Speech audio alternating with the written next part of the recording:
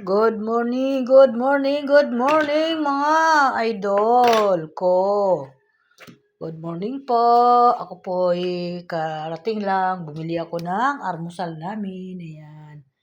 Ito po, macaroni spaghetti, may itlog. Ayan.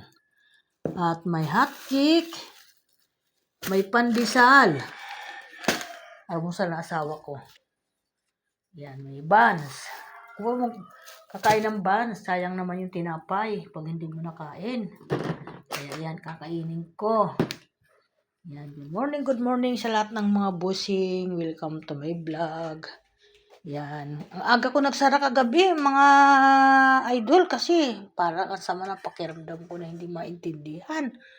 Ayan. Nangyari kasi sa washing ko. Yun po. Doon po nag-umpisa. Kaya alas 7 pa lang, sarado na ako kagabi. Sabi ko, ano na ako. Tutulog na ako, di na ako bubukas ng tindahan kasi nahilo na ako. Parang tumaas na yung dugo ko, sabi ko. Yan, kaya pag ganun, di na ako nagbabantay kasi mataas ang dugo ko. Yan nangyari sa akin.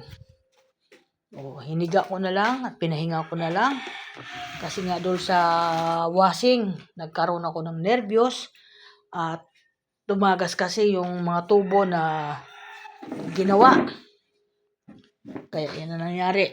Nagka-nervous tuloy ako. Kasi, siyempre, automatic yun. Baka masira yung washing pag naubusan ng tubig.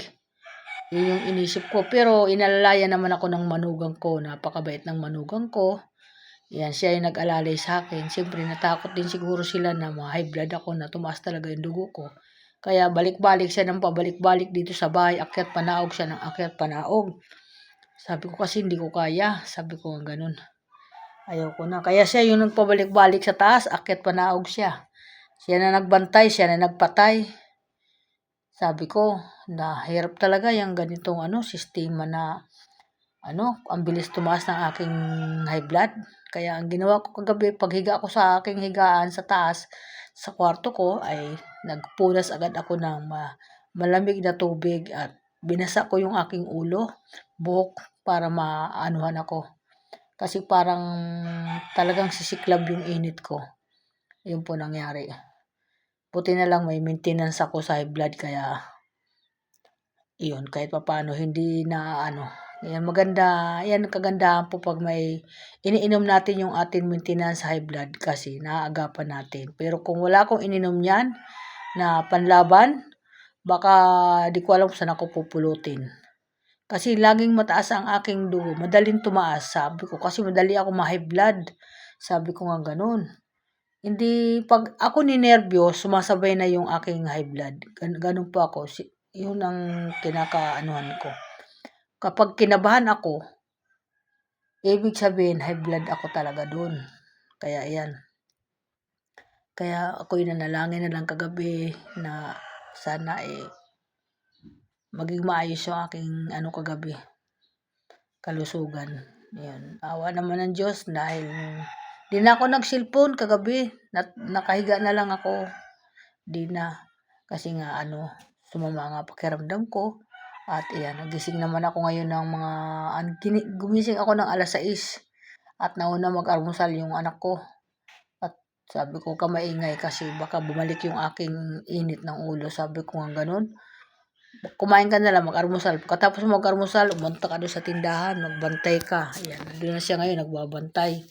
Kasi maaga naman umalis yung anak ko, pumasok sa trabaho, yung doon sa may kabila, sa may tindahan ko. Maaga sila umalis kasama yung manugang ko, nakamotor sila. Ayan. Kung wala kagabi yung manugang ko, nga matyaga, nagpabalik-balik dyan sa taas.